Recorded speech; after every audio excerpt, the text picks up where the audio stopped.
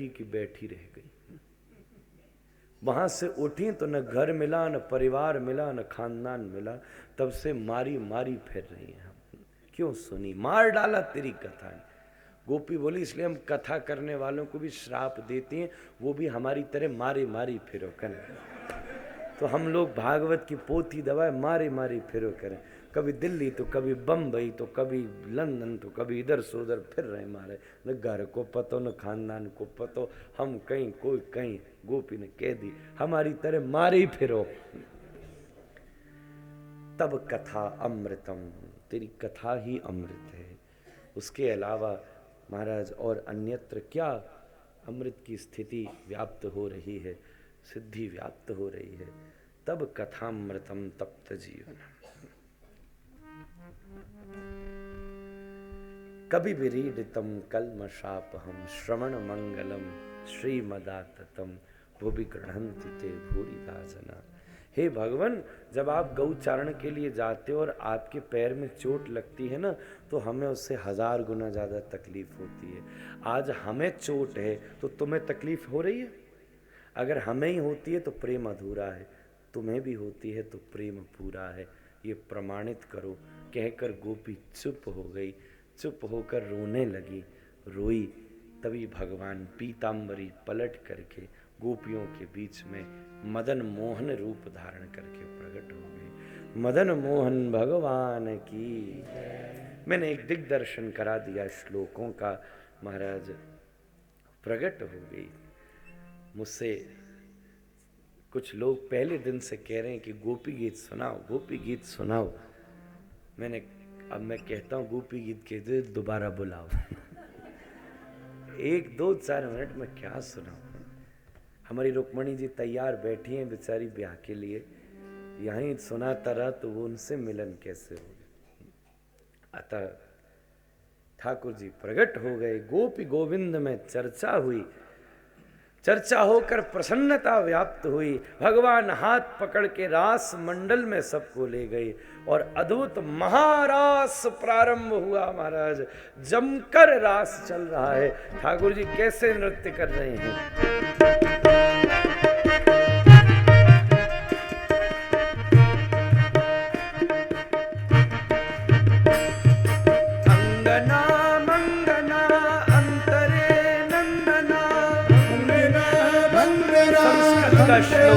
नंदना अंगना मंगला अंतरे नंदना, अंगना मंगना अंतरे नंदना, अंगना मंगना अंतरे नंदना, अंगना मंगना अंतरे नंदना, माधवो माधवम चांतरे रंगना, माधवो माधवम चांतरे नंदना, माधवो माधवम चांतरे रंगना, माधवो माधवम चांतरे नंदना। एक तरफ एक गोपी, एक तरफ एक गोपी, बीच में ठाकुर जी। कोई कह रहे हैं बिल्व मंगल, अंगना मंगना अंतरे नंदना, अंगना मंगना अंतरे नंदना, माधवो माधव चंद्रे रंगना, माधवो माधवम चांतरे नंदना, इत्यमा कल्पते मंडले मध्यग, इत्यमा कल्पिते मंगले मंगला, इत्यमा कल्पते मंडले मध्यग, कल्पिते मंगले रात्र गौ वेणुना देवकी नंदना, रात्रि देवकी नंदना, रात्र गौ वेणुना देवकी नंदना, रात्रि देवकी नंदना। माधवो ठाकुर जी आगे भागे, पीछे पीछे गोपियां मनाते। कभी ठाकुर जी बीच में खड़े और गोपी चारों तरफ घूम रही है। ऐसा वेणु बजाता रास बिहारी नृत्य कर रहा है। खूब जमकर उत्सव है। ओ अंगना मंगना अंतरे नंदना, अंगना मंगना अंतरे नंदना, माधवो माधव चंद्र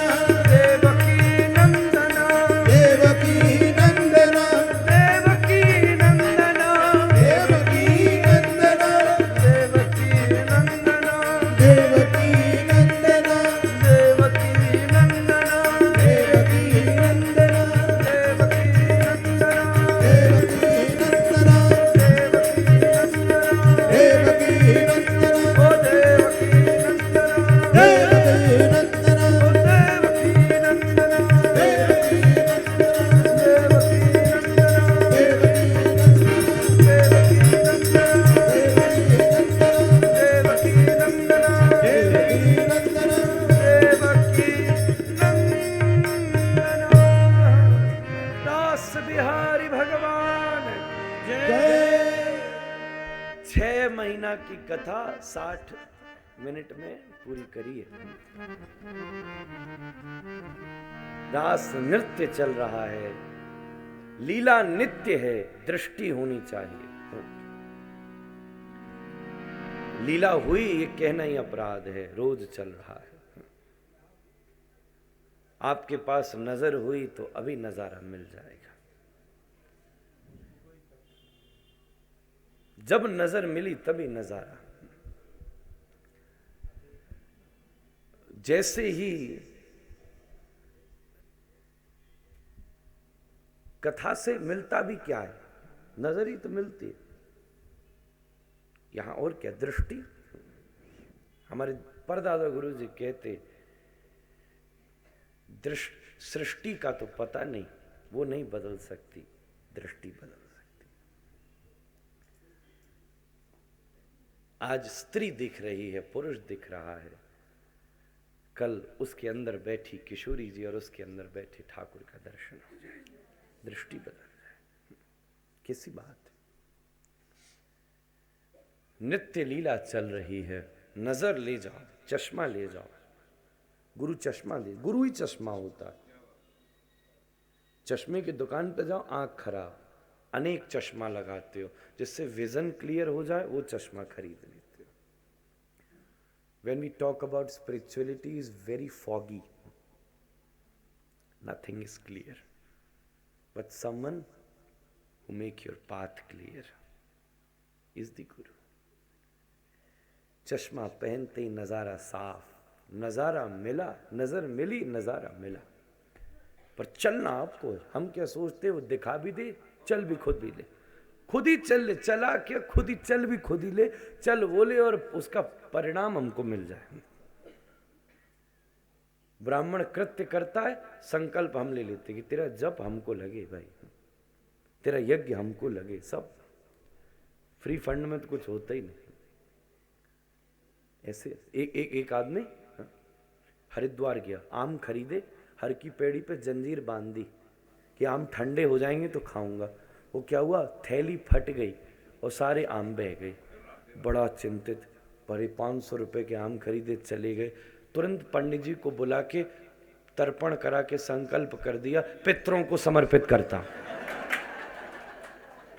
उसने कहा बहे आम भी बर्बाद नहीं होने चाहिए।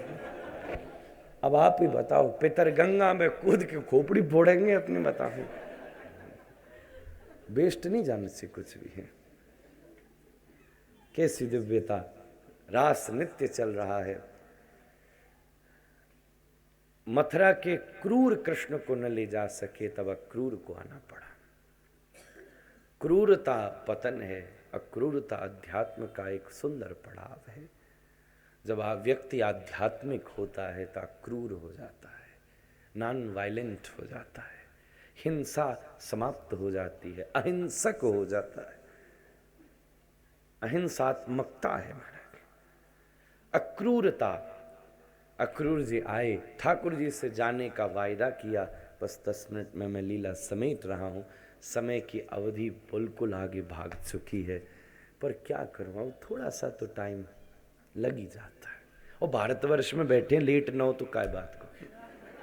अच्छा, कभी कभी अच्छा भी होता है, जिस कथा में हो ना, फोन आप बंद कर लो, ये साइलेंट उठाओ मत ही, है ना। वो कथा में बैठे हो, कभी कभी it's good to go back to your house bit late. तो 7 साढ़े 7 तक पहुंचोगे तो घर वाले पूछे कहाँ थी तू, यू सेड 6 o'clock, 7:30, 7:30, फोन उठाती नहीं, लगता नहीं, कहाँ चली गई। तो मन को थोड़ा अच्छा भी लगता है, चलो कुछ तो परवाह है यार। 6 पे ही पहुंच जाता तो वो क्या, थोड़ा रिलैक्स हो जाता। पति चिंतित मिलेगा, बेटा चौकन्ने मिलेंगे, बेटी परेशान मिली, तो चलो थोड़ा मन को शांत रहता है। अभी भी थोड़ा प्रेम तो है, it's good to go late sometime.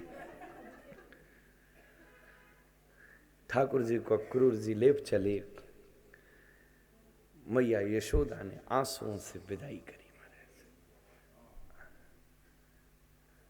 जब जा रहे थे ना, तो मैया बोली मैं क्या कहूं, मुझे समझ नहीं आ रहा।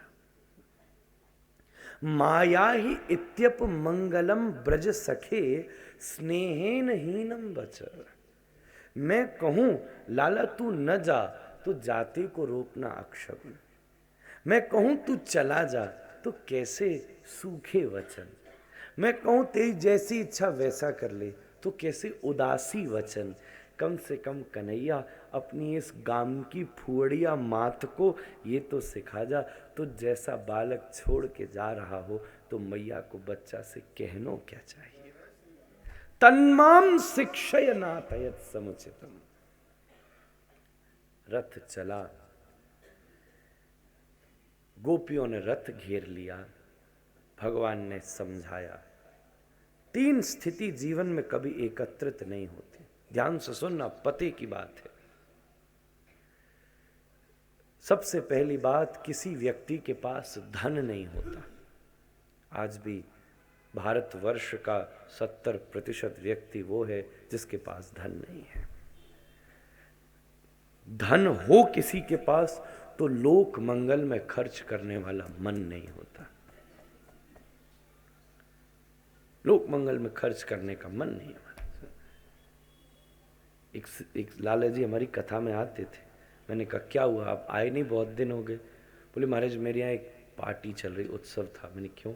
बोले मेरी बिटिया को है ना उसके वो पपी बहुत पसंद है। उनका उसने छोटे छोटे बच्चों को जन्म दिया था तो उनका बर्थडे सेलिब्रेट कर रहा था। हमारे 3 दिन का महा फेस्टिवल था, 50 लाख रुपया खर्च हो गया। मैंने कहा बहुत अच्छी बात। मैंने कहा अच्छा सुनो, वो गौशाला है ना, उसको थोड़ी ज़रूरत है। मैंने सोचा बड़ा उदार आदमी भाई, 50 लाख रुपया पप्पी पे खर्च कर दिया है। तो मैंने कहा यार वो एक गौशाला है, बेचारी गैया भूखी रहती हैं, जरा वहाँ भी कुछ भिजा दे। हाँ हमारे 101 रुपया निकाल के दिए। अबे मैंने कहा भाई यह से बढ़िया तो मैं ही निकलियो। मैंने उस पर 1 रुपया और मिला के वापस दे दिया। बोले ये क्या? बोले गौशाला का प्रसाद। ये लो धर लेना। पहली बात है धन नहीं होता। धन होता है तो लोक मंगल में खर्च करने वाला मन नहीं होता। धन भी हो और मन भी हो तो सज्जन नहीं होता। एक अच्छा व्यक्ति मिल जाए ये भी उपलब्धि है। ये तीनों स्थिति जीवन में कभी कभी मिलती है। जेब में धन भी हो, मन भी हो और सामने सज्जन भी हो। कई बार धन मन होता है, जन नहीं होता। कभी धन जन होता है, मन नहीं होता। कभी मन और जन होता है, धन नहीं होता। गोपी आज तेरे पास ऐसा मौका है। मुझे कृष्ण जैसा धन नहीं, ईश्वर से बड़ा धन। गोपी तुझ जैसा मन नहीं जिसके लिए मैं भीख मांगता हूं, उसी की तो चोरी करता हूं। और अक्रूर जैसा जन नहीं। ये अपनी समस्या लेकर नहीं आया बल्कि पूरे समाज की समस्या लेकर आया। ये इसलिए नहीं आया मेरे पास कि मेरे घर में दिक्कत होगी। ये कह रहा मथुरा वाले रो रहे हैं महाराज, मैं तो ठीक हूं, दुनिया को अब आपकी जरूरत है। इसलिए तो एक काम कर, अच्छे मन से मुझ धन को सज्जन को दे दे, दान कर दे। दुनिया कहेगी कन्हैया गोपी का दान किया है महाराज। गोपी हट गई। दान का मतलब ही होता है जरूरी चीज देना। There is a big difference between a donation and दान। डोनेशन तो वी कैन सपोर्ट। दान का हम दान का मतलब क्या? जब यूजलेस चीज होगी तो दे दिया। जो हमें पता ही नहीं थी, जो हमारी जरूरतमंदी नहीं थी, वो दे आए। आजकल मंदिर खुल गए ना, कहीं वहां जाके कुछ छोड़ दो तो कामना पूरी होती। पता नहीं नई नई चीजें लॉन्च करते रहते लोग। एक मंदिर में एक माता गई, बोले हमने 2 साल के लिए बैगन छोड़ दिया। मैंने कहा बैगन बहुत पसंद था। बोले 20 साल से नहीं खाया। इसको नहीं कहते त्याग। जो सबसे जरूरी है उसका त्याग। गोपी हट गई, जाओ जाओ। चल दिए, सखी चल पड़ी। अक्रूर घाट पर अक्रूर जी का संदेह नष्ट किया। अक्रूर जी को छोड़ा, ब्रजवासियों से भेंट हुई, कुब्जा के ऊपर कृपा करी, धोबी का उद्धार किया, दर्जी पर कृपा करी, सुदामा नाम के माली पर कृपा करी, कुबल्या पीड़ हाथी का वध किया, शलतोषण चारण मुष्टिक का खूब मल्ल युद्ध करके वध किया, अंत में कंस का मुष्टिका प्रहार करके उद्धार किया। बोले कृष्ण बलराम भगवान की। ठाकुर जी पढ़ने के लिए पधारे उज्जैन, और उधर से महर्षि संदीपन के आश्रम से पढ़कर पधारे, उधर से कश्मीर से उद्धव पढ़ करके पधारे। उद्धव ज्ञानी है, पर ब्रह्म ज्ञानी नहीं, ऐश्वर्य ज्ञानी है। ज्ञानियों के दो स्तर हैं, ब्रह्म ज्ञान और ऐश्वर्य ज्ञान। ये ब्रह्म ज्ञानी तो नहीं, ब्रह्म ज्ञानी होता तो रूप ही नहीं मानता, ऐश्वर्य ज्ञानी है। ठाकुर जी बोले यार अच्छा तो है, पर पता है ऐश्वर्य ज्ञानी कैसा होता है? जैसे निचड़ा हुआ रसगुल्ला, जो डायबिटीज वाले उनको वो खाना चाहिए। और प्रेमी कैसा है? बिल्कुल रस में डूबो रसगुल्ला।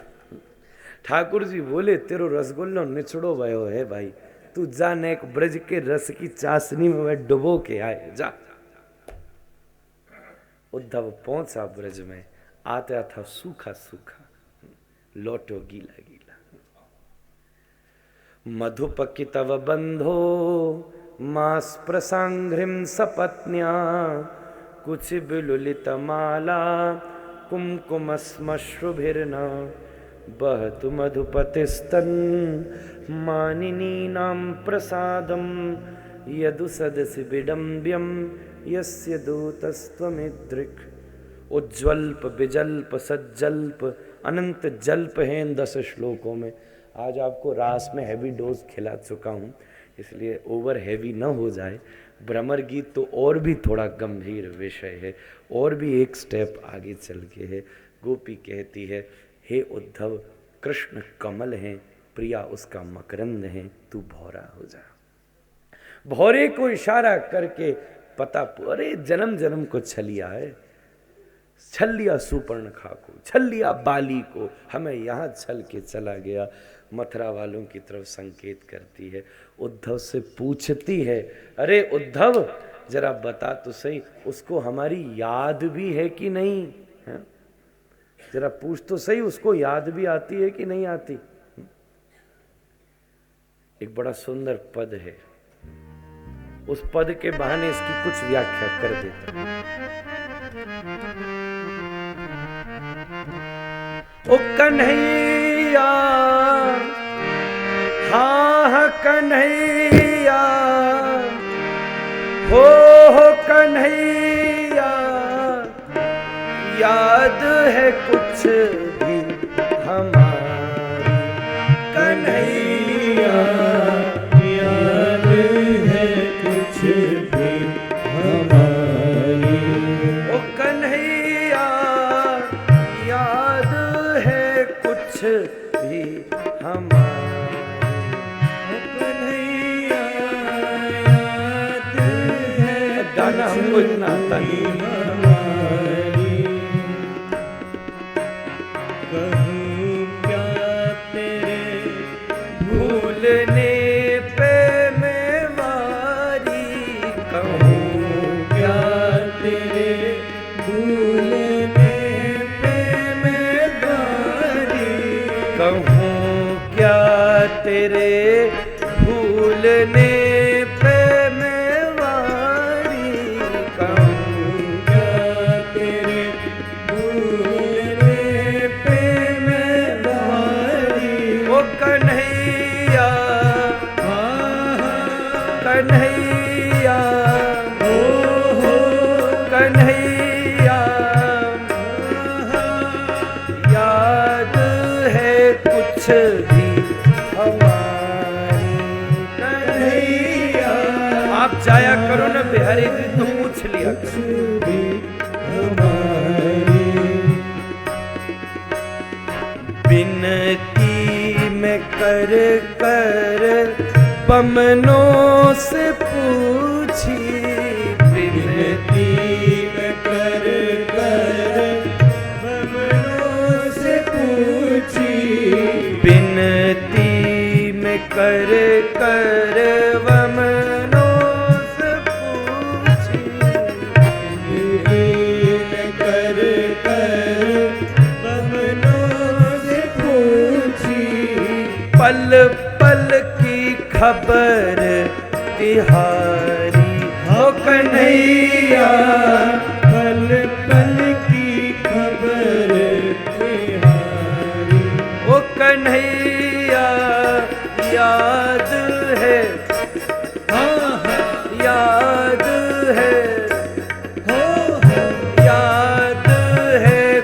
भी हमारी।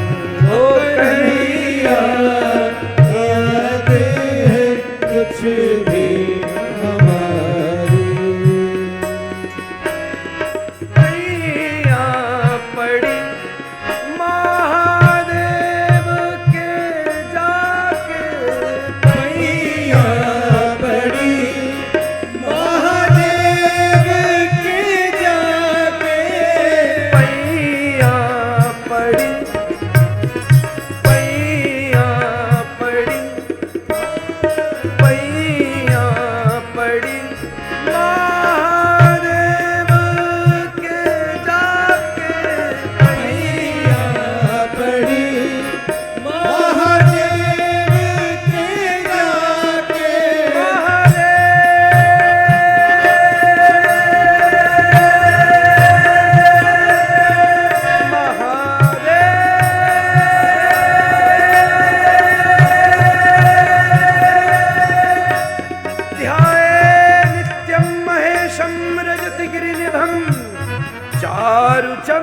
चारुचन्द्रावतंसं रत्नाकल्पोज्ज्वलांगं परशुमृगबरा भीतिहस्तं प्रसन्नं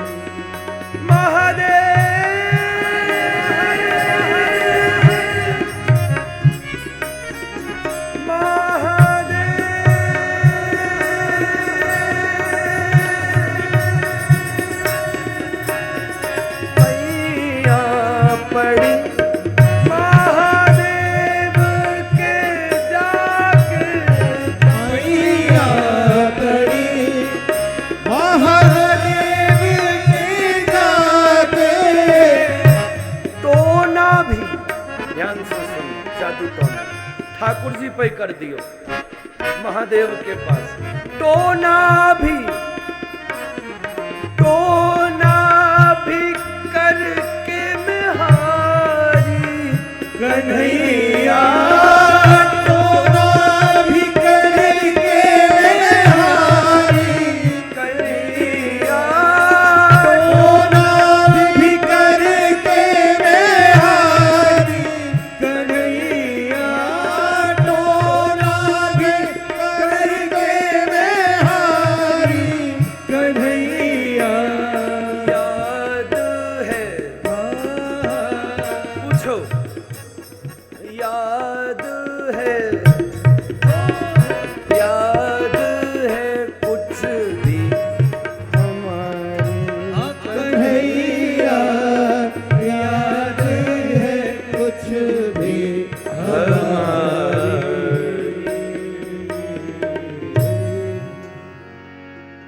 मधुपकी तव बंधो मास प्रसांग्रिम सपत्न्या कुचिबिलुलितमाला कुंकुमश्मश्रुभिर्ना बहतु मधुपतिस्तन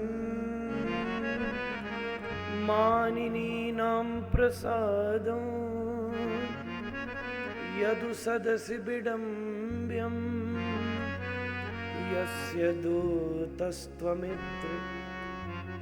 याद है वाकु कछु हमारी कि मथुरा जाए के भूल गए।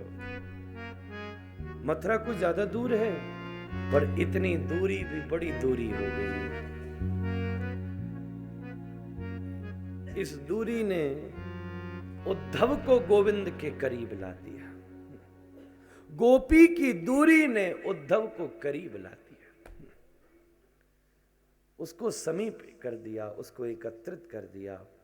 आशा महो चरण रेणु जुसाम हम श्याम, जिसको गंदगी कहता था अब उसी को रज मान पड़ा। कहता है भगवान ब्रज की घास बनने का सौभाग्य मिल जाए तो जीवन धन्य हो जाए। उद्धव लौटा। मथुरा पर जरासंध ने 17 बार आक्रमण किया, 18वीं बार काली यवन को साथ लाया तो मुचकुंद महाराज से काली यवन का उद्धार करा के जरासंध से बचते हुए श्री ठाकुर जी मथुरा से द्वारका की तरफ प्रत्यागमन कर गए। ये द्वारिका बलराम जी को उपहार में भूमि दी थी रैवत महाराज ने, उसी पर भगवान ने द्वारिका बसा दी। रणछोर कहकर लोगों ने स्वागत किया। अब कोई रण छोड़ दे तो उसका तो कोर्ट मार्शल होता है, पर ठाकुर जी का रण छोड़ पर भी जय जय हो गई, क्योंकि इनके रण छोड़ने से ब्राह्मणों की सुरक्षा हो गई। अगर आज जरासंध हार जाता तो ब्राह्मणों की हत्या हो जाती। उसने अनुष्ठान पर बिठाया था। भगवान द्वारिका में विराजे हैं।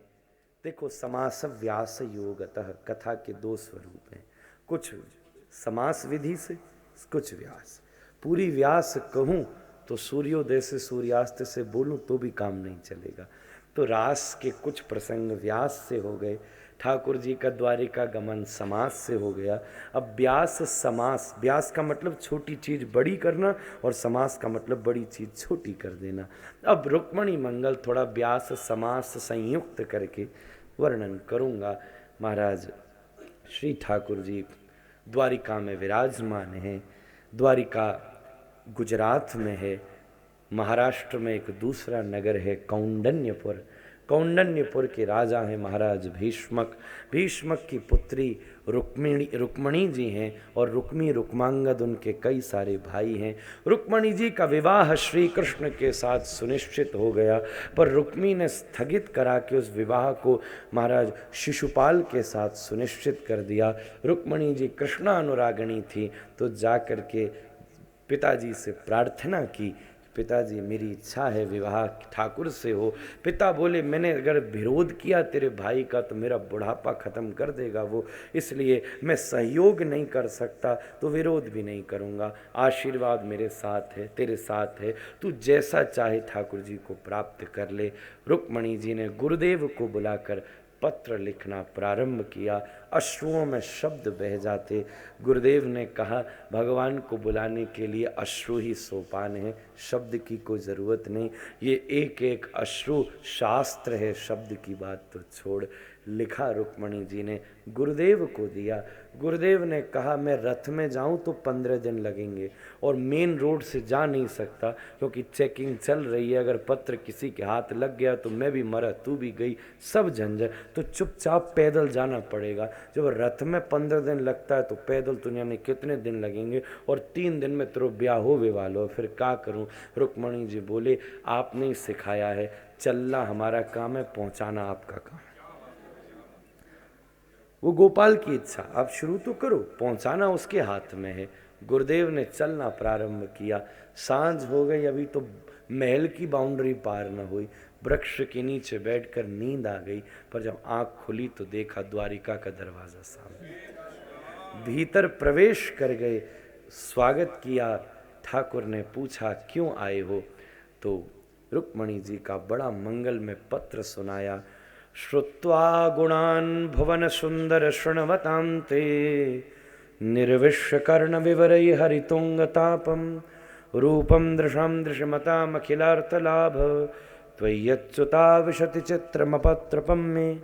भगवान मैंने आपको देखा नहीं है, मैंने बचपन से आपके गुण सुने हैं और सुन सुन कर के मैं आपसे प्रेम कर बैठी। हमारे आपके बीच में एक यज्ञ कुंड ही तो न जला, नहीं तो हमने आपने तो न जाने कितनी प्रेमाग्नि की परिक्रमाएं दे दी हैं। हे भगवान, शिशुपाल के साथ मेरा विवाह रुचि के विरुद्ध हो रहा है, आपसे तो मेरा कब का हो चुका है, इसलिए आप साधिकार मेरा यहाँ से हरण करके लेकर जाएं। अगर शिशुपाल के साथ मेरा विवाह हुआ तो ऐसे ही होगा जैसे शेर के शिकार को सियार ले गया। पुरुषार्थ ललकार दिया ठाकुर जी का। हमारे यहाँ परंपरा है कि भाई विवाह से पूर्व उमा मंदिर पूजन के लिए जाया जाता है, वो विवाह को उपयुक्त स्थान है, आप वहाँ पधारना। अगर आप नहीं आए, मुझे आपकी दासी बनने का अवसर न मिला, तो मुख में मणि धरकर शरीर छोड़ दूंगी। अपलक नेत्रों से आपके आगमन पथ को निहार रही हूँ, आपकी दासी रुक्मणी। पत्र सुनकर गोपाल अधीर हो गए, एकदम सिंहासन से कूदे। महाराज उद्धव से पूछा कुछ सैनिक मिलेंगे क्या? उद्धव बोला ये आपकी निजी समस्या है, सैनिक कैसे मिल सकते हैं? सैनिक तो राष्ट्र समस्या में प्रयोग होते हैं, किसी व्यक्ति की निजी समस्या में प्रयोग नहीं होते। भगवान बोले बड़ा गजब का आदमी है भाई, तो क्या बात है, ऐसा सेनापति किसी राज्य में हो तो कोई दिक्कत ही नहीं हो सकती। भगवान बोले कोई बात नहीं,